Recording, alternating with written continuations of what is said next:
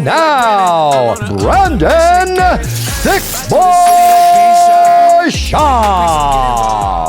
Yay! Oh, it is Monday, March 17th. One day till my B-Day.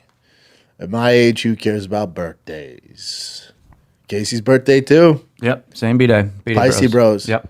You didn't do anything? I kind of did stuff over the weekend. Bro came into town. We played golf with all the homies. But on the actual day, probably just chill with Jess. Dinner? Oh, yeah. Where at? At home. She's going to make dinner. Probably order something. That's a nice little night. That's a nice night. All I asked for my birthday was, I don't ask for much. I asked for Chin's meatballs. They're my favorite meatballs in the world. And kind of gave some pushback. He's like, that's a lot of work. I'm like, yeah, I know, but we've known for a while. It's my birthday. And then pictures of my kids. That's all I want. That's it. Don't need anything else. Perfect B-Day would be probably going to the cages with T and Boss and then going to dinner. But early dinner. Like, I can't do late. 7 o'clock's too late. I'm talking like a 4:30, 5 o'clock dinner. I'm with you, yeah. Yeah. Maybe cages at 3 for an hour with T and Boss, and then dinner around 4:35. Chilling at home, finishing season 6 of Dexter. Sleep by 8:30. Lovely. It's a nice little night, really. That's about it, man. T and Bosti had a, you wouldn't call it a talent show because it wasn't like individual kids. They had to sing. Each class had to sing. And I'm driving T there in Bosti. I go, T, excited for your the talent show? He's like, not really. I just do what they tell me. I get the fuck out. I'm like, oh, dude. A, don't talk like that. B, you're definitely my son. But don't talk like that. It was hilarious. I just do what the fuck they tell me to, like, get out. Hilarious. Then he sang his little ass off. It's funny, man. Kids are hilarious. Got a busy week, man. Got a busy week being Phoenix for Meekum. Then next giveaway after this TRX will be one of their rigs. Now I'm off to Austin, do Mr. Joseph Rogan's fight companion for UFC fight. It's Fight Night London. That's right, Fight Night London. It's a fun card. Way better. I know last weekend everyone's like, oh, all that shit you guys were talking about, the media talking about, this is a bad card. It turned out to be awesome. Yeah, sure. Good fights. Shit card. Still a shit card. People can still complain about the cards. The fighter's going to fight, you know? That's not the point. But this card is tasty. You got Leon Edwards, Sean Brady, take my money. Remember, that's supposed to be JDM, but now he's fighting for the title. Welterweight is popping right now. You got Jan back at it, Carlos Ulberg. That's probably my favorite fight on the card. That's a great fight. Great fight. Big one for Carlos Ulberg. Really big one. Because Jan's just right there. One win away. Lost to, or did he? Oh, it was a draw. He went to a draw with the champ. Split draw. He lost to Alex in a split. Like, he's right there. If he loses this one, it's going to be a tough road back. But Mr. Carlos gets it done. He's puts the name in the hat there. Gunnar Nelson hasn't fought in 2 years, if I'm not mistaken, Chin. 23. 23. Gunnar Nelson, Kevin Holland. Kevin needs to win. Because his personality and the way he fights, they're not going to cut him if he loses, but he's headed down a tough road. He's lost 4 out of his last 5. Yeah. Yeah. He needs to win bad. Him and Jan need to win so bad. So does Leon. At his age, you know. For Leon, they kind of screwed over. I know they wanted him to headline UFC London, but they're like, oh, you're going to fight basically just a straight striker in JDM. Here's a guy who's just going to grapple. Completely different game plan. Completely different. And then for Sean Brady, it's a big fight for a lot of reasons. The fork in the road for both of them. For Sean Brady, undefeated prospect, right? And then they toss him Bilal, and Bilal kind of tunes him up. It wasn't a very competitive fight. Bilal defended the takedowns, just kind of tuned him up. So obviously striking was an issue there. You're like, all right, well, Sean Brady's just not ready, but you learn a lot from losses, a lot more from losses than you do wins. And then he fights Kelvin Gastelum, destroys him, and then Gilbert Burns. And Gilbert Burns, that guy, you beat him, you're getting something tasty next. Like history will show. You beat Gilbert Burns, you're getting a big, tasty fight next. Just the way it goes. Gilbert, I hate when people use the term gatekeeper, but he's the gatekeeper like top 3. That's what Gilbert is. Like you beat him, you're cooking. And so he beat him in decision, pretty one-sided fight. So for Sean, this is his. I mean, Kelvin's a vet, and then Gilbert Burns is definitely a vet, and now you're getting Leon Edwards. And the last time Leon fought was, he was the defending champion. So you win this one, and Brady's right there. You lose, tough road, man. Tough road because you had your shot with Bilal. You lost that one.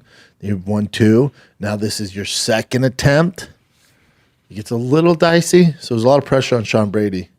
And you're fighting a guy with great takedown defense. Remember, he took down Usman. He defended takedowns pretty well, but great takedown defense and then elite striking.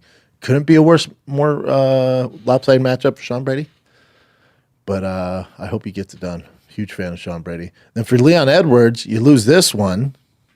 Boy, what are we going to do? Not young. The welterweight division's kind of moving on. He's not very active. Obviously, he's a big name in London, but you lose this one to a younger guy in Sean Brady. Still a prospect. It's tough. Super tough. So a lot at stake this Saturday in London. For Leon Edwards, Sean Brady, Jan especially, Carlos, again, another one. Now you're getting the top dog. Kevin Holland, it's going to be tough. The whole card's fun, though. Molly, that crowd goes nuts. Love when she's on the card. Nathaniel Wood's fun. Jai Herbert, take my money. Christian Leroy Duncan still hasn't had his coming out party, but he's an absolute fucking savage. Such a talent. Yeah, love this card. Now it's it's noon. What is that? Noon in Texas. So for you guys, it will be at 10 a.m. That's usually when you're golfing, Case. Mm-hmm. So you're gonna miss this card. It's highly likely I'll miss this and have to watch the replay unless I play Sunday and watch it Saturday, which I like. Well, hold up. It says 1 here. PST, yeah. 1 here, so that's 3 Central Time. All right. I should make my flight that night. I got to get back. T has 2 games on Sunday. T has game Friday, game Saturday, which kills me to miss. He doesn't know I'm going to miss them yet. But those are rec ball, so that's all right. I am the coach, but, T will be all right there. But then travel ball Sunday. That's the big boy. That's where the big boys come out and play. And then Monday I'll make Monday. That's rec ball again. Yeah, I hate missing freaking games. And then my biggest concern with Texas, not the house, not the school. We got all that lined up. Biggest thing is finding a good travel ball team out there. Of course they have them, but it's just finding the fit, That's what scares me the most. I get down to 3. I got to fly out there. When I'm out there this week, I'll meet with some of the teams. It's really not up to me, though, is it? It's kind of up to T. We'll figure it out. What do you got, Chin? Okay, slim pickings this week, but let's see what we have. The first thing I saw that was like the most craziest thing in MMA media was BJ Penn posting about his mother not being real. Have you seen any of the stuff? No. Okay. He posted this on Instagram Live. On Instagram, I'm not sure if it was live or not, but this is basically what he said. So this is the first of 2 videos. The first 2 videos, Penn stayed with a selfie style, cussing a lot towards Paul Abley. I tried to look him up. Caption overlaid on the video reads, F the Abley family. Paul Abley, with the help of the government, murdered my mom and brother. Like and share. They're trying to steal everything from my family. Mm-hmm. Then he goes on. This lady, then it says, the video then showed Penn's mother cooking in a kitchen, walking a dog as she continued to explain his theory, while admitting he's had thoughts of resorting to physical harm. These are some red flags, kids. Yes. Then he says, this lady right here, referring to his mom, look at her ass and legs. She's acting like my 70-year-old mother, but she's not my 70-year-old mother. And it's interesting when you Google Lorraine Albi, our house pops up because this lady acts like Lorraine in you. So you Google Lorraine Abilene, and this house pops up. Then you look at my mom, name starts popping. Oh God, she's trying to steal everything, and this is not my mother. And I'm putting this out because she's saying she's going to get an attorney and try to do something. She's trying to throw me out if I attack her. She'll try to do something. Restraining order or something else. Yeesh. The video is gone. So, but let me show you. Keep going down. This is an old video. Yeah. When he was campaigning. Damn, man. And then it shows his history of.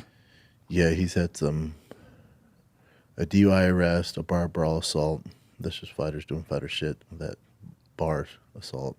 Let's take a little break here. What does a mechanic and auto shop owner in Georgia, a taco restaurant operator in Arizona, and a life-saving medical innovator in Tennessee all have in common?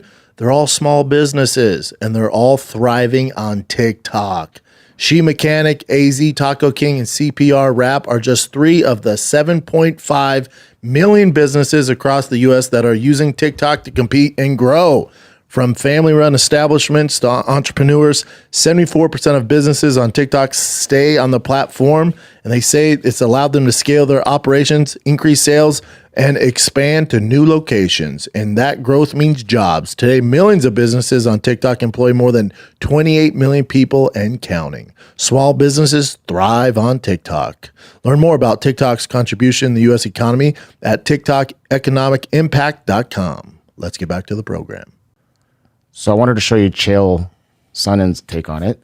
Oh, let me hear it. Has come out. He wants this woman claiming to be his mother to be arrested. Arrested for being an imposter. And they have replaced her with a quasi lookalike. Like BJ knows it's not her, but the rest of the world doesn't. Oh, by the way, what is the motive for this? Well, this new woman is also going to make a claim to the family's assets. If that's not the goddamnest story that I've ever heard, it's definitely the damnedest story I've ever told you. I just know that I have seen BJ perform before. And he's a very good performer. Now, that would break my heart if this were true. It was 2008 when this happened. Was it a letter BJ claimed that he received? But it was from George's team. There was no planted George St. Pierre's camp. I knew the whole thing was a work. And I've known him too long. I've fought on the BJ promotions. He'd been to Team Quest. We trained together like it's different. Now, if there's something more sinister here that we have to deal with, perhaps I'll have to come back and do a rebuttal to this. But for now, you're dealing with a very smart guy. Was a promoter himself at one point. Before you go check BJ into the insane asylum, make sure it's not you that's being the fool.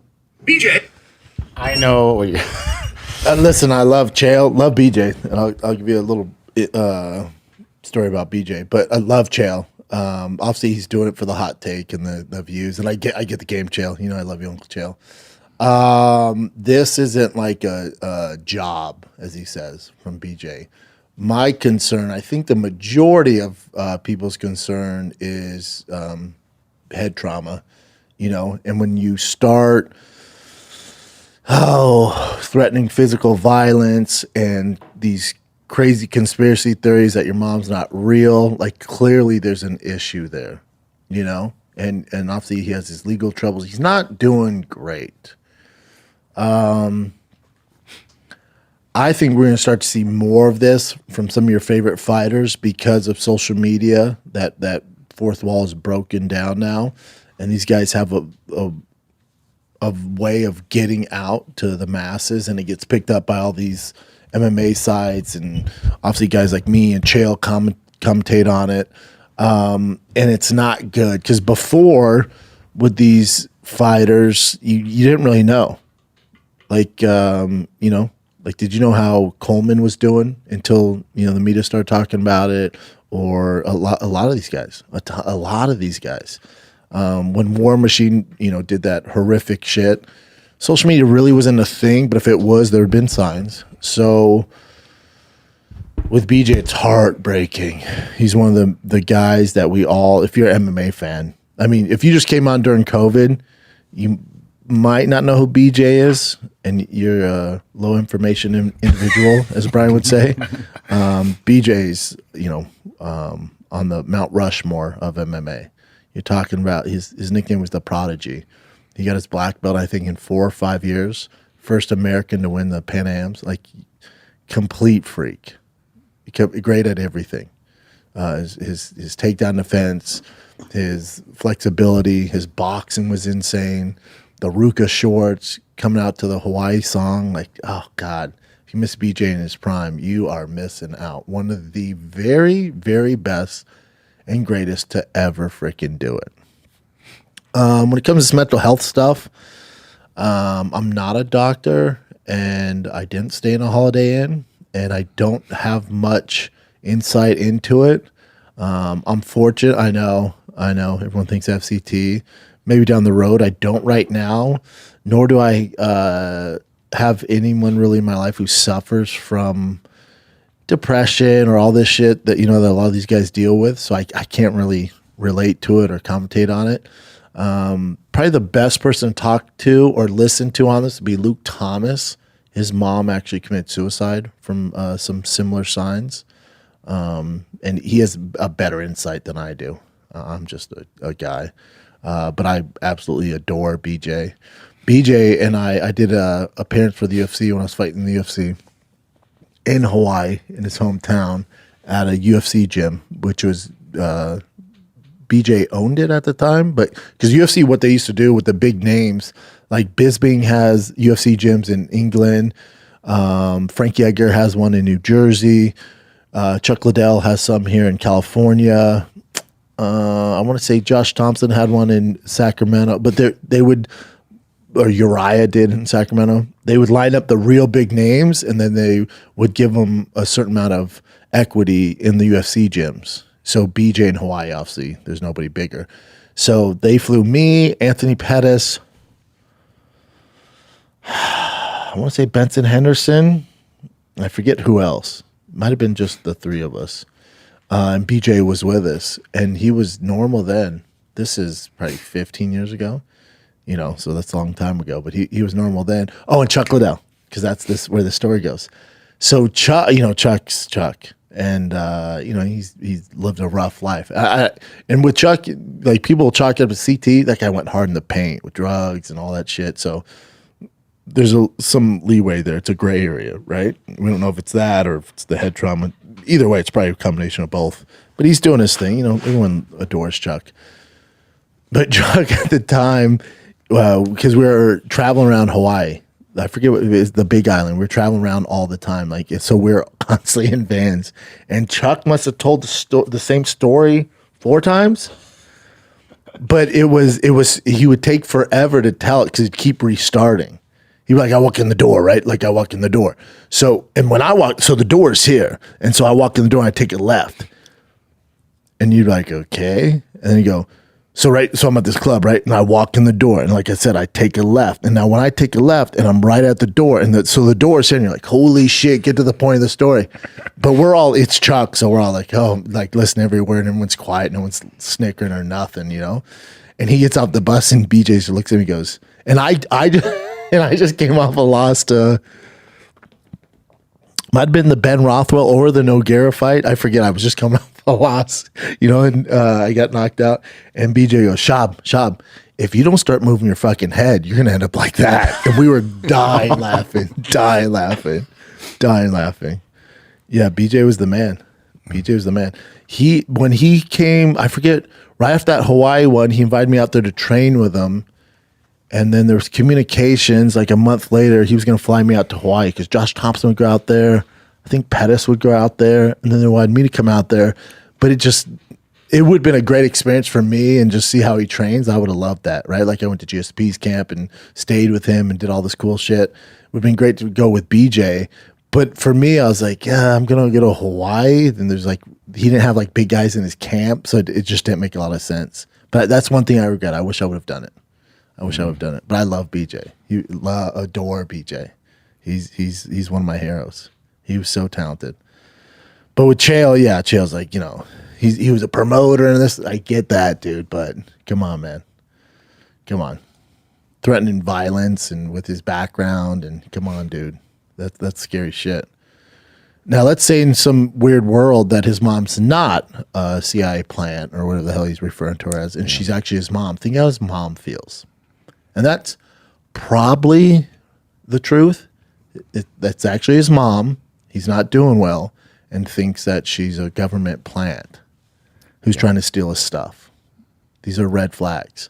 I think she already notices his mental cognition collapsing. So she's like, she wants to probably take control of his assets so he doesn't go crazy. Yeah, sell it all and then do all that stuff. His brain's just like, oh no, she's trying to take this somewhere. But you know who else made it out of this similar type of thing is Jason Mayhem Miller. Remember, he went crazy for a while. Yeah. And then suddenly he's awesome now. Yeah, he's crushing it now. It's possible for BJ, like 100%. 100%. You just got to get him help. Yep. You got him help. The scary, if I'm the UFC, not publicly, behind closed doors, I'm all over this. You said it many times before, yes. I'm all over this. If you want to take a hit, especially during these TV right deals, which I'm sure we'll get to, with the leak of Netflix, and I have insider information on that.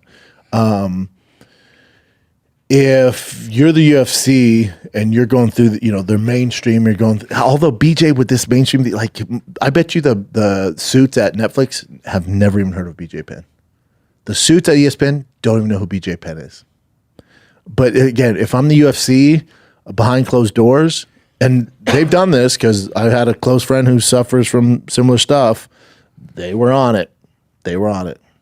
They were on it. So you might think, oh, the UFC just uses these guys, and once they're done, they don't help them out. That's not true. I know a ton of guys they've reached out to and taken care of. So if I'm the UFC, yeah, especially BJ, I'm flying out there and trying, and hopefully he's open to it. Hopefully he's open to it. Yeah, they have to want to get the help before anyone can actually change them. So Yeah. Yep. That's tough. Yeah, BJ's boy, if he missed this fighting, and just as a person, like such a cool dude. He was so cool. Just cool in every facet. His shorts, the white shorts with the black belt. Oh, they're fucking dope. He was so cool. The whole Ruka brand, like, oh my God. Such a cool dude. Hate to see it. Let's take another little break here, kids, because this episode of the Schaub Show is brought to you by Shopify. When you think about businesses that are selling through the roof, like Allo, Allbirds, Skims, Drive Fast, All Gas, we got a fire new giveaway TRX. This thing's going to be salty. King Shocks, KB Tech, it's going to be ridiculous. But when you see Drive Fast, All Gas, you're like, wait a second. They're crushing it. What am I going to do? Well, here's a little secret for you. One of the most overlooked secrets is actually the businesses behind the business making selling for millions of businesses. That business is Shopify. That's right. Drive Fast All Gas is powered by Shopify. Nobody does selling better than Shopify, home of the #1 checkout on the planet. And the not so secret with Shop Pay that boosts conversions up to 50%. We just got approved for that. Thank God. Shopify crushes it with that. Meaning way less carts go abandoned and way more sales get going. Cha-ching. So if you're into growing your business, your commerce platform better be ready to sell wherever your customers are scrolling and strolling. On the web, in your store, in their feed, everywhere in between. Businesses that sell more, sell on Shopify. Upgrade your business and get the same checkout as Drive Fast All Gas. That's what we use. Sign up for your $1 per month trial period at shopify.com/Schaub, all lowercase. That's SCHAB, all lowercase, shopify.com/Schaub. Go to shopify.com/Schaub to upgrade selling today. Shopify.com/Schaub, all lowercase. Cha-ching! Back to the program. What else you got, Jen? Do you want to get into that UFC thing real quick? Which UFC? Them like beefing with ESPN, because remember what happened the last time we had a pay-per-view. Yeah, I'm not going to say my source, Okay. but go ahead, bring it up. Hold up one sec. And I'll directly read this source. So for a hot second,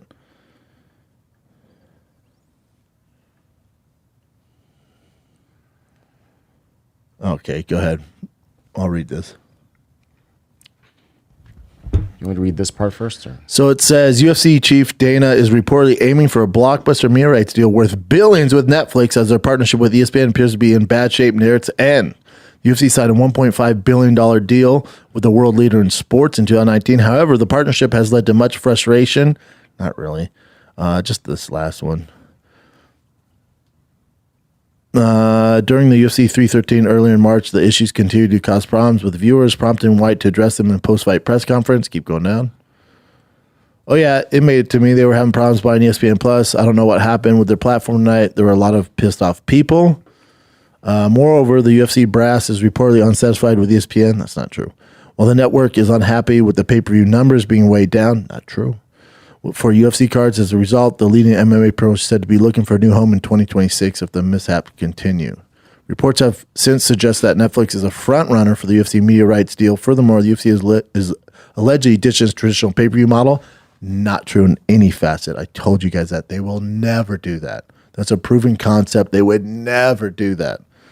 So it says UFC is allegedly ditching the traditional pay-per-view model to potentially have a separate monthly subscription with the Netflix framework.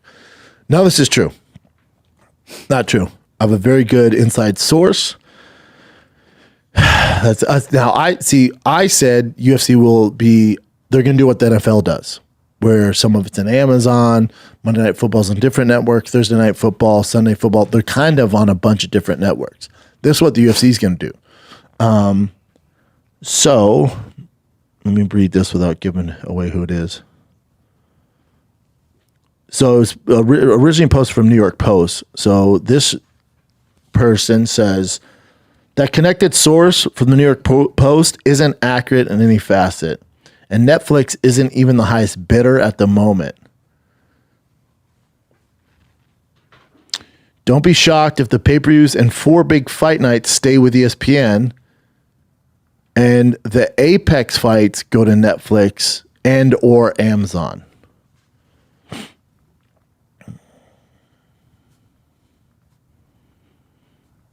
If the UFC wants that mainstream 24/7 coverage, they stick with ESPN, and the pay-per-views make sense there. The Apex shows will be on Netflix like WWE Raw. So they're going to be a little all over. But as far as like them having an issue with ESPN, they don't, a mishap they understand. Definitely can't keep happening. But yeah, the UFC's going to be all over. But you'll get those fight nights, some of those fight nights on Netflix. And then don't get it twisted.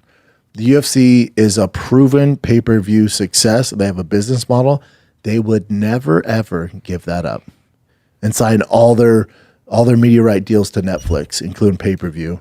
Because let's say in 4 years it doesn't work out, and then they're like, oh, hey, remember that Netflix you were paying for every month? And it included our fights? Well, we're going back to pay-per-view. They would never ruin that. That's just bad business. Get that out of your head now. So all these reports are off. I can guarantee you that. What else you got, Jen? This one I just saw pop up this morning. So Conor McGregor's at the White House. What's he doing at the White House? I looked it up, and it's apparently because it's for like he's a guest for St. Patrick's Day. Today's apparently St. Oh Patrick's shit! Day, right? Oh, I wore green. What's up? I have green in my camo pants and on my shoes. My hat's green too. Oh, I'm crushing it. Casey has green on. No green, Jen? Oh, damn it. My underwear. But anyways, I saw this post, and it looks like people are saying it looks like they're filming The Office. You know, the TV show The Office? The one you just Like zoom in on his face is all. Connor is here to meet with the president. He'll be meeting with him later this afternoon. I'm here to raise the issues the people of Ireland face. You know, and it'll be music to the people of Ireland's ears, because never on the main stage has the issues the people of Ireland face been spoke. The illegal immigration racket is running ravage on That is the bigger point, though, Hey, Connor, first of all, for why he's there. Someone says, I've seen enough. Give him the keys of the country. Yeah. You know, we love us some Conor McGregor here. You boys do, for sure. Yeah, I mean, at least he's using his platform, you know, for a positive thing when it comes to Ireland, you know. Word is, like, people in that area, like, they don't view Conor like we do. Like, Conor was supposed to be in the mosh pit at Limp Bizkit, and they announced he was there, and the crowd booed him. Now, that could be bullshit, you know. Who knows what they're doing with the video, stuff like that. And I wonder if you're Trump, what do you do? Like, the guy wasn't convicted in a criminal trial; it was civil. And then you look at the reports; they won't let the video get out that shows her being pretty flirty, like, you know. So what do you do? Obviously, Trump's gonna get some backlash from that. But if you're Trump, you're like, what do you do? All right, you know. Yeah, it's not good. Conor's still a powerful dude. when we were in Ireland, I forgot people were just in love with Conor at that point, right? My God. Right? Oh, No one had God. hate for him. Yeah. No. It's all self-inflicted, you know? Yeah. That was a time. I'm still a fan. All right. Well, we already. With the information I have, I'm still a fan. Yeah, I hear you.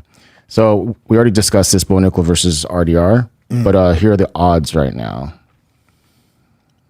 So Nickel is actually the favorite, minus 218. Of course. And then By far the toughest fight for Bo Nickel. But again, everyone knows I love Bo here. I've been on his American nuts since the day he graduated college. Even before then, huge fan of him at Penn State. One of the greatest wrestlers to ever do it. I swear to God, if this is a bad kickboxing match, I'm going to lose my shit. Dude, take a page out of Khabib's book. Fucking dominate this dude. Don't be that scared of anybody's jiu-jitsu in mixed martial arts. Unless you're fighting fucking Verdum or Paulus Harris, which you're not, you fucking set up your takedowns with your strikes, you take him down, and you break his fucking will. I swear on my life, if I get fucking 3 rounds of trash kickboxing, buddy, his stock will go down significantly. Not only in my book, but a lot of others. Dude, I swear to, if we get another 3 rounds of amateur shit, like we got in that women's fight on that pay-per-view, I'm going to lose my shit. He's too talented for that. He has to be, his camp has to be like, hey man, let's not just do that bullshit kickboxing. It's not your thing, dude, but you're giving it to the people. You better inflict your will and break this fool. And not an easy fight either. But I swear to God, we get 3 rounds of shit kickboxing, I'm gonna freak the fuck out. Do you think that actually will happen though? No, I think Bo's privy to the backlash online and how people view him right now, and he needs to make a statement. I think he takes him down and beats him in the first round. That'd be fun to watch. That's how much I believe in Bo Nickel. And he can do it. That's what drives me nuts. When he's like, I like going 3 rounds. It gives me experience, and then I can stand with a guy. It's like, buddy. No, it's not. No. That's not why you're put on this earth. You're put on this earth to become UFC world champion by taking guys down and breaking their face or submitting them unconscious. You're not there to play patty cake and give a shit kickboxing. I know it's fun, and you're obsessed with striking right now. You fucking wrestle. That's what you do. You wrestle. Okay? Alrighty. Well, Jeremy Stevens is back in the UFC. And it's for the Des Moines, Iowa card. Yeah, he's from there, even though he trains in San Diego, but he's fucking from there. Mm-hmm. And he's really increased his stock fighting over in BKFC. Like, why not? I love it. Yeah, this is his great record. Comeback story. Why you gotta bring up old shit, Chen? I'm just, no, this is yeah. Okay, Chen. Yeah, he's lost 1, 2, 3, 4, 5, 6, 7, 8. Okay, he's lost 7 out of his last 8. More than that. Okay, I didn't see you scroll down. Okay, why you bring up old shit, Chen? No, but that's awesome that they brought him back. Okay, bring up his BKFC. So mixed martial arts. He won all of his BKFC fights. Yeah, dude, he's 3-0. Yeah. Okay, bud. Okay, and then he's 0 for 2 in boxing. Listen, why you bring up bullshit? He is 3-0 in BKFC, and he's a fan favorite. He always brings it. And this is who's fighting Mason Jones, who's not an easy fight either. UFC. How dare you? This guy was in UFC before, and then cut then came back. Yeah, he's in Cage Wars, which is no joke. Yeah, it's good to see. It's a comeback story. He's been fighting forever, dude. So it's great to see. But yeah, he's dominant. BKFC builds guys up. They get their shine, and then the UFC sign them. Obviously, they're in cahoots with BKFC, so it's cool to see. Who don't want to see Jeremy Stevens? Tough fight. But here's the thing. I was talking to somebody about it today. Like, the UFC's different now. It's because there's so many fighters, and because it's such a more popular sport than when I was fighting. I won't say who I was talking to, but their boy's fighting. He's coming back and fighting. And they go, man, if they could just give him an easy fight just to get this win. I was like, buddy, in this day and age in 2025, there's no more easy fights. Unless they're going to sign like an older guy, like a Nate Diaz, like someone from the past. As far as like the UFC's current roster, there are no easy fights. Everyone's fucking good. Everyone. Especially, I'll say 185 down. There's no gimme fights anymore. There used to be gimme fights.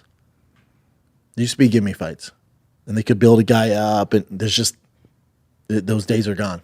It's a good thing. Those days are gone. And this guy, everybody knows. I'm like, man, if we could just get him an easy fight. I'm like, dude, pick one. Go through the roster and pick one at 170 or 155. Look for an easy fight. Let me know. Let me know who you stumble upon. There's not.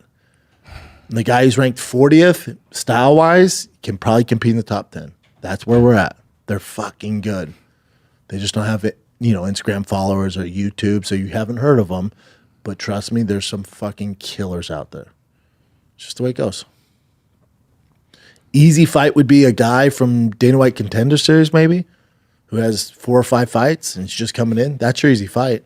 And he might be fucking world champ. They've created a lot of world champs from Dana White Contender Series.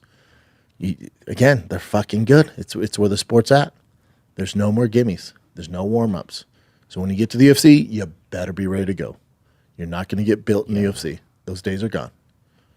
And UFC was like in the 90s, and then kids started training actual MMA around that time. So now they're adults and they know everything. So everything. Yeah, they're good at everything. So, anyways, on that same card, Corey Sandhagen. We already talked about Corey Sandhagen versus Davison Figueiredo. Phenomenal. Yeah, they're going to headline it, and it says it's the first time they've been there in 25 years.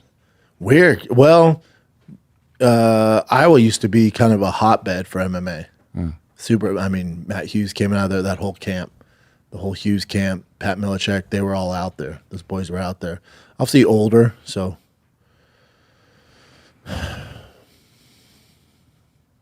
Probably not a huge market for him anymore, but it used to be a super hotbed. Yeah, it seems like a fight town for some reason. Big time. They're tough as fuck out there. You mentioned Nate Diaz. So Nate Diaz mentioned that he wants to go back to the UFC and fight for the title. What are you doing? Fight for the title.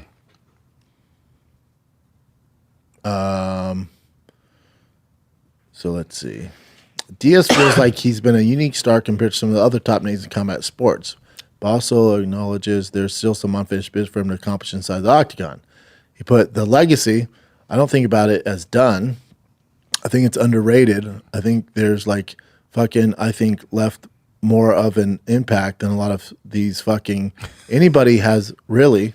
I mean, Conor has in a way, and then you get like my brother did. But all this shit gets forgotten about too. It can go away because you ain't getting credit to begin with anyway. You might as well keep that shit going forever. That's why I plan on fighting forever. Then he put, well, everybody's boring right now, so I'm trying to do other shit for the moment. But I want to go back and get a UFC title. I don't want to fight for nothing, I want to fight for something. It's about buzz. Who's popping? Who's doing something? Right now, there's nobody doing shit in the UFC. Nobody. That's why I'm not in there right now. Oh, is that why? You know what I'm saying? I'm watching. I'm hoping for something. There's no buzz. Nobody's doing shit. There's nobody to fight. Everybody's whack. Every single buddy in boxing and MMA. He has a point where there's not like any huge stars than when he was fighting. Like Conor and Ronda. There's no Conors, Rondas, Brock Lesnar's, that dominant, Izzy's out now. Alex is out now. There's just none of that. So he has a point there, but if he thinks he's going to come back and compete at 170? I don't know. Remember the UFC had to bail on Hamzat? You know what Hamzat? Again, there's no easy fights. There's also no stars. That's the issue. It's very tough to become a reigning champ now because guys are so fucking good. So Diaz has a point there. But, he's not a top 10 guy in any weight class in the UFC. Those days are done. But he's right as far as his legacy. Like, the third fight with Conor is always there. Whether they fight in boxing, bare knuckle, UFC, GFL, where the hell they're going to do it, that's kind of the only fight left for him. But as far as him, like, you can fight Leon, like none of this, we saw that, you know, there's none of that's real. And remember, he lost to Logan or Jake Paul, you know, so it's there's not a lot we can do. But UFC, he'd have to fight an older head. Maybe a Cerrone. I could see a Cerrone fight again. And Conor. But there's not much for him. And nor is the UFC like, oh, please come back, you know? No, ship has sailed. Despite He's had a his, good career. Yeah, but despite him not being able to, you know, beat the top guys, just how much do you think the like pay-per-views and viewership goes up when if he comes back? He's a top. It's tough. What were the numbers on his Jake Paul fight? Do we know? I'll look it up right now. And we don't know if that's him or Jake Paul. You know,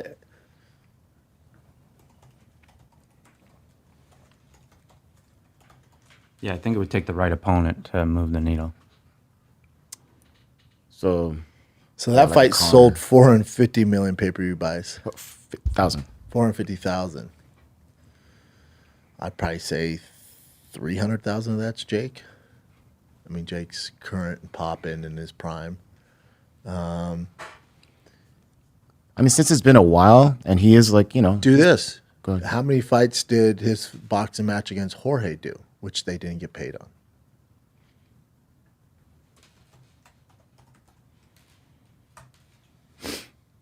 That's wild. 30,000.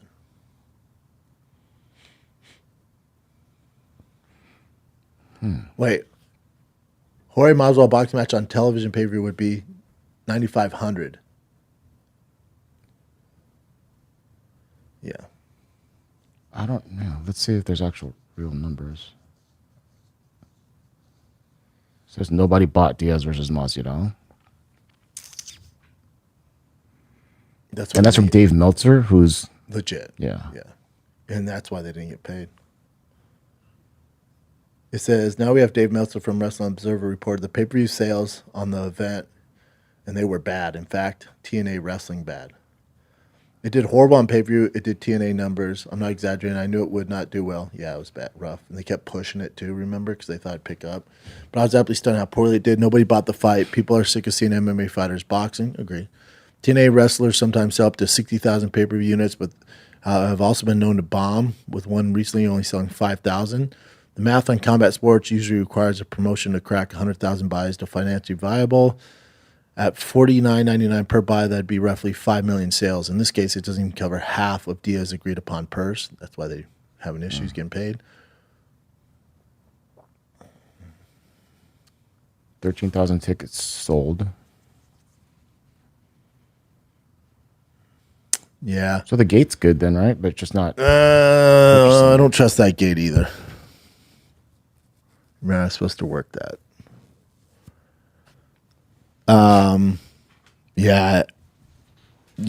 I just, there's not a huge market, you know.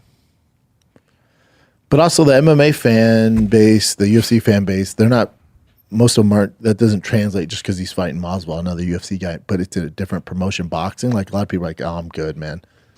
You know? Yeah. I did go there with Nick, but I get it. Yeah, A Conor fight would bring some numbers, not the numbers like they used to. Those days are done. but it makes sense. Like if you see two MMA guys, you want to see them do MMA, not if it was an MMA guy versus a boxer, it's more intriguing. Yes, right. So with two MMA, yeah, it's like I'd why rather not just see do them MMA, yeah. do what they're best at, not a watered down version. You know. Let's take another little break here because March Madness is here. When it comes to college basketball and March Mania, one thing is for sure, nothing's for sure. Upsets, buzzer beaters, Cinderella advancing, top seeds going home early. It's all happening this month. Bet the unexpected, every upset, every day with DraftKings Sportsbook. With live betting, exclusive content, promos, and parlays, DraftKings is the ultimate college basketball destination for March. First time? Cool. Here's something special just for you. New to DraftKings customers, bet $5 to get $200 in bonus bets instantly. Bet the unexpected with DraftKings Sportsbook. Download the DraftKings Sportsbook app right now. Use the code SCHAUBSHOW. That's code SCHAUBSHOW for new customers to get $200 in bonus bets when you bet just $5 buckaroos. Only on DraftKings, the crown is yours. Gambling problem? Call 1-800-GAMBLER. In New York, call 877-8-HOPE-NY or text HOPE-NY 467-369. In Connecticut, help is available for problem gambling. Call 888-789-7777 or visit ccpg.org. Please play responsibly. On behalf of Boot Hill Casino and Resort in Kansas, 21 and over. Age and eligibility varies by jurisdiction. Void in Ontario. New customers only. Bonus bets expire 168 hours after issuance. For additional terms and responsible gaming resources, see dkng.co/audio. What else you got, Jen? I saw this from Happy Punch. Apparently, Islam Makhachev's team is saying that he turned down the fight with Ilia Topuria. He wants Ilia to earn a title shot. So, you know how like there's big news with Ilia coming out, apparently? Yeah. So this is potentially not going to... Yeah, none of it makes any sense. When he goes, what did he say? Big news, right? Something Big like that. news, and he goes, you won't believe it? Yeah. You won't believe it. Well, Islam, we would believe. We thought that was going to happen. What if it's Justin Gaethje? But he tweeted that. Did he tweet that after Justin Gaethje's last win against Fiziev? He did it before, I think. Yeah, I know.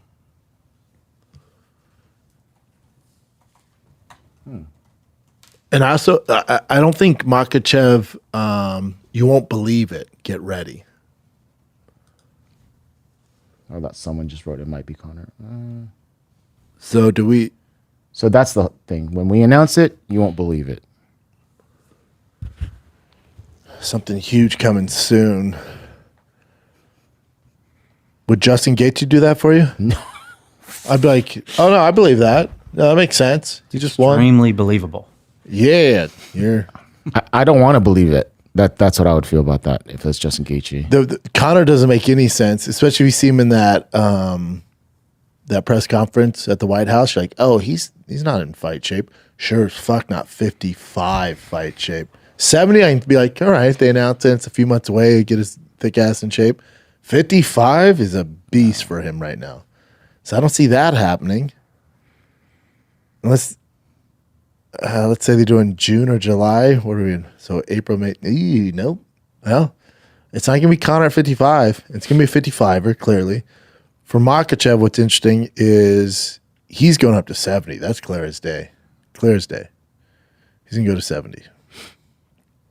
Because I think Makhachev's team's like, well, we're down to fight Topuria, but our wins over Alex, nobody is impressed by. And we have way more to lose than we do to gain, just being a blown up 45er. Like, it doesn't make sense for our legacy. And Alex gave him all the business in that first fight. Topuria is definitely more of a beast right now in his prime. So I think if I'm Makhachev's team, they're like, all right, so we beat him.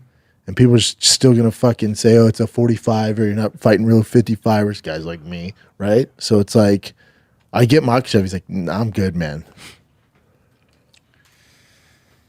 Yeah, nothing sounds... And then with Fiziev dropping to 45, I'm kind of like, Topuria, 45 is pretty lit, bud. There's some fun fights for you down there. You sure you don't want to stay down there? But apparently the weight cut's a nightmare for him. That makes sense if it's... And Makhachev's going to 70. But see, I wish Topuria didn't do that. Get ready, you won't believe it. I'm like, oh, buddy, I got a creative mind. It's going to take something pretty special for me not to. Conor would do it. It has to be. It ain't. There's no way. He ain't making 55. Look how bloated his face is in that fucking press conference. There's no way. Right? That's what I think. Casey's tired. Casey's tired. Do you honestly believe that Conor could never make 155 for that fight if he was to... No, he could do it. Of course he could. I just don't think it's coming. I'm at the point now where I don't think Conor is going to fight in the UFC anymore. I just don't. That's fair. Yeah. And if he does, it sure's not at 55 against Topuria for his first fight back in a few months. Insane fight, yeah. That would do it, though. Yep. That would get me so hyped. And I know chance of Connor's winning, not great, but he could do it. He's magical. Yes, that would blow you for sure. That would blow me. Yeah. There's nothing. Justin Gaethje, I'm like, oh shit, that's cool. I don't want to be blown away though. No. Takes a lot to blow me. We've been over this. UFC 300 didn't blow me, and then it ended up blowing me. You know, that fight, those card was fantastic. And I don't think UFC is going to waste Topuria's fame and potential on a Arman Sarukian fight. That's a tough fucking fight for your first fight at 55. Like, if you're going to lose, you want him to lose to the champ. You're not going to move him up there, vacate the fucking 45-pound belt, and then fight Arman Sarukian. Sarukian's a fucking nightmare for people. You know what would do it? Would this blow you? You ready? Charles Oliveira? That's a fun fight. It's fun, but doesn't blow. That's a fun fight. Used to be a 45 or 2. Makes a little sense. But it's, fan favorite. what he said was, you won't believe it. I would believe that. Yeah. Yeah, I believe it. Yeah, I believe it. And Armin, they're kind of still punishing, right, for like bailing, so they wouldn't want to give him a Armin huge being fight like that. a fucking nightmare for him. Yes, I think only, honestly, Connor, dude. That's, who else? I think it's Connor or Charles. Charles, a big name, super famous guy, fun fighter. Where, again, I'm hard to blow. I'm hard to blow away. But for the casual, they're like, holy shit, Topuria, Charles? So that's who he's tailoring to, not us. Charles or Connor would do it. Justin ain't going to do it. Sarukian ain't going to do it. Poirier ain't going to do it. Max Holloway makes no sense. Dan Hooker's not going to do it. He's out. Might have to retire because of his hand. Chandler sure as fuck ain't going to do it. Gamrot, no, there's nothing else. Has to be Connor, or I think realistically, if you're the odds on Connor's a plus 2,000 to happen. That's a heavy ask. Oh, to happen, yeah. Yeah, plus 2,000. I would say Charles Oliveira is a plus 450, where it's still like, probably not happening, but definitely more possible than Connor. What else you got? The only other person, but he's already set up to fight Chandler, but Paddy Pimblett had beef with Topuria. That would be kind of like, would they actually fight? I wouldn't think that they would fight, but he's already matched up. Already matched he's up. out, Chin. That's the only person I can think of, though. But Paddy wouldn't blow you. I mean, I'd be way more blown than any other person other than Connor. Charles Oliveira, like, you beat him? You beat Charles at fucking 55? The work he's done, former champ, one of the most exciting guys we've seen. His fight against Chandler, the motherfucker's tough. You beat him? Islam's like, okay. Yeah. Well, we don't know. We sure don't, Chen. No, we don't. So taking a little break here. This episode of the Schaub Show is brought to you by Progressive Insurance. Fiscally responsible, financial genius, monetary magicians. These are all things people say about drivers who switch their car insurance to Progressive and save hundreds, because Progressive offers discounts from paying in full, owning a home, and more. Plus, you can count on their great customer service to help you when you need it, so your dollar goes a long way. Visit Progressive.com to see if you could save on car insurance. Progressive Casualty Insurance Company affiliates. Potential savings will vary. Not available in all states or situations. Progressive. This episode of the Schaub Show is brought to you by Sure Shot. This March Madness, maybe your bracket is awful, so you want to drink early. You're watching the big UFC London this weekend. You have some drink with the boys, the gals. You're like, what am I going to do? My son has travel ball Sunday morning. I want to have some drinks. What am I going to do? I got you. Say less, dads out there, because there's Sure Shot, the world's first alcoholic detoxifier that reduces blood alcohol content as little as 30 minutes. This is no snake oil. This is the real deal. Wake up with a sharper mind and body, liver support, well-being boost, gut support, hydration. We got you. Just go to SureShot.com. Use promo code Brendan. You get 10% off. I'll go to Bevmo, freaking TikTok shop. It's all over. Sure Shot is your drink companion. Wake up feeling refreshed. Sober up in 30 minutes. Any other questions? SureShot.com. Promo code Brendan. Let's get back to the freaking program.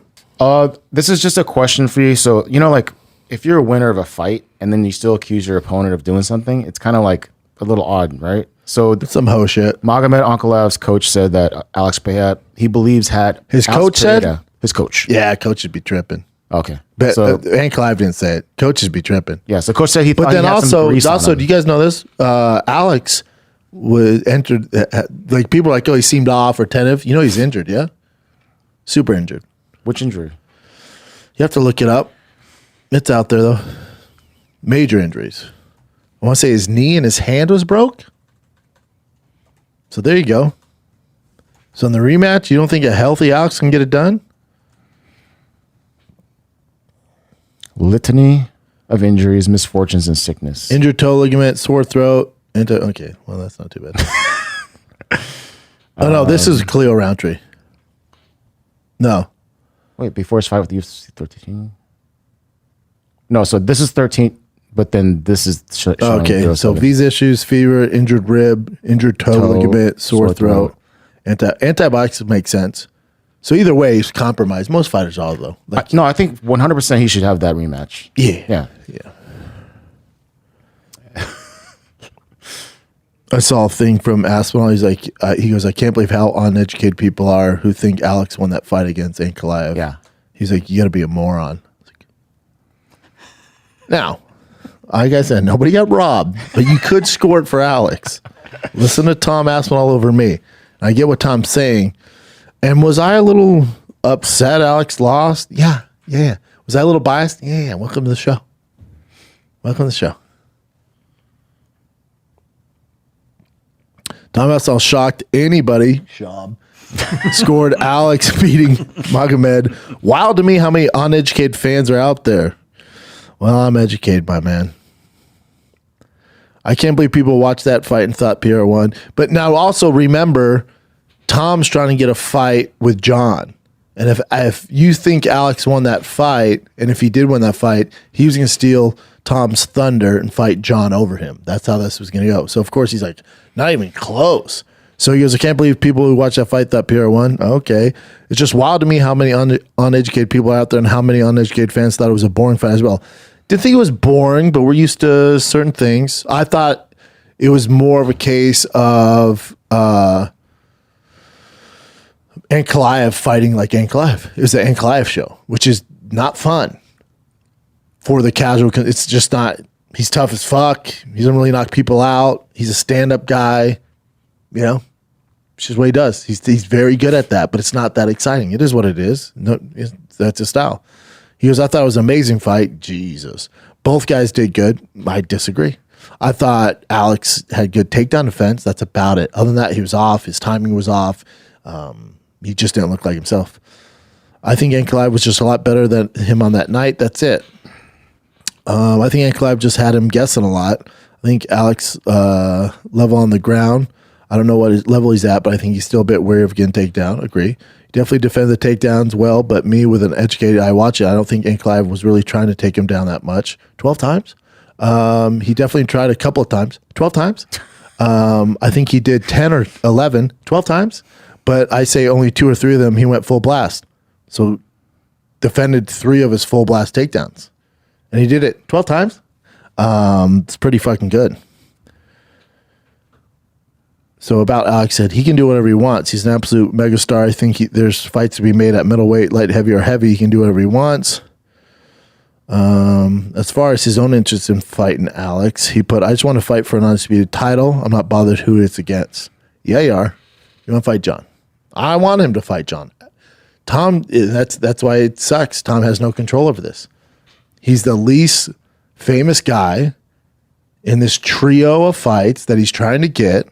And the guys that he's trying to fight don't want to fight him just because he's not famous, but he's the toughest matchup. He probably beats both of them. It sucks for Tom. But to say it's uneducated that you're Alex winning, I think it's uneducated to give that take. I think you're uneducated if you don't somehow find a way that you can see both sides. Like I said from day one, you have Ankalaev win that fight. I get it. It's all in the third round. Okay. It was super close. Nobody got robbed. It wasn't a robbery. But to not be able to see it both sides, I think that's uneducated. What do I know, though? But for Tom's in a tough spot. There's only 2 big fights for him, and neither guy wants to fight him because he's not famous. And he can beat both of them up. It's a shitty spot to be in. And that's on the UFC. That's not on Tom. I feel bad for him. Speaking of one of those guys, I told you guys, if Alex loses, the biggest loser is Tom. You're not getting John. You're not getting Alex. Here's Cyril gone for the undisputed heavyweight title. Whoopee, whoopee. As the little rascal say, whoopee, whoopee. My kids are watching that right now. John Jones just got a haircut. I'll show you here. I don't want to play the music, but there we go. Bam. Well, Do you know where that's from? Pokemon? It's from this here, The Last Airbender. So is he paying homage to Izzy? I don't know. Actually, that's interesting you said that. Because they call him The Last Airbender from this, right? Mm-hmm. Yeah. So he, Izzy loves anime and stuff. So yeah, who knows? Yeah. But like I said, slim pickings this week. Also, check this out. Islam Makhachev has now. This is from ESPN MMA. He surpassed 10 million followers on Instagram, which is the fourth most followed UFC fighter on the platform. And these are all the numbers here. Connor's number one at 46.8 mil. This what shows you how there's no stars. Mm-hmm. Look at the Connor at 46 million, Khabib at 38 million. Ronda hasn't fought in fucking forever, 17 million. And this guy's been grinding, and he's probably the most famous, most entertaining fighter we have on pay-per-view, and he's at 10 million. Dude, he's at a fraction of their followers. This isn't a flex. Don't get me wrong, 10 million's 9 times more than me. I ain't fighting. I'm not the face of the UFC. That's not if anything, it's ooh, fuck. They better figure it out. And when you talk about real stars, like Ronaldo, some of these real sports stars, so there's, I think, 750 million people on Instagram. I think Ronaldo has 700 million followers. 650 million. So that means 100 million people that use Instagram don't follow Ronaldo. I'm one of them. Don't give a flying fuck. Respect them. Don't give a fuck. Think how much power that is. It's I think 3 of the Kardashians are on there. Selena Gomez. So as of March 2025, Cristiano, Lionel Messi, Selena had the most. Lionel Messi second. Selena Gomez, The Rock, Kylie Jenner, and then the other sisters below that. Yeah. Interesting. That's how big fucking Premier League soccer is. Remember when Dana thought Power Slap was bigger than Manchester? Y'all, excuse me?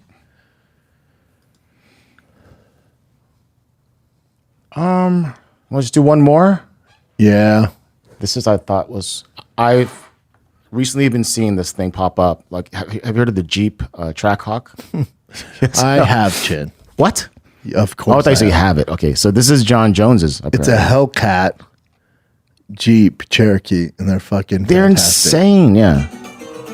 Well, I can't do that, obviously. But this is the one that they gave. Has the demonic red leather.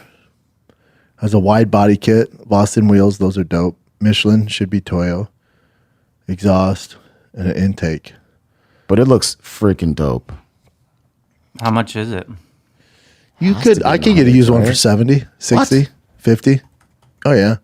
It's just it's a Grand Cherokee with a Hellcat engine. They're cool, but they're not crazy expensive. Oh, so yeah, so it starts around 89. That's brand new. Yeah. That's brand new. I can get you a used one. Look, used market 47 to 90. Whoa. Yeah, I'll find them for 50 all fucking day. Do you know what my TRX would do to his Trackhawk? Do you have any clue what my TRX... We are not the same. Cool ride, though. Is that it, Chin? That's it. All right, man. You got UFC London going down this Saturday. There will be a fight campaign with Mr. Joseph Rogan, myself, Eddie Bravo. I'm not sure if Joey's going to make it, dealing with some health issues. We'll see. But either way, tune into the fight campaign. It's at 1 p.m. Pacific time. Or 12 p.m. Is it? Oh, no, it's 1 p.m. Pacific. 1 p.m., 3 p.m. Central time. And that's on JRE YouTube. All right, kids. That's it. Love you. Like, subscribe, do your thing. Till next time, I'm out.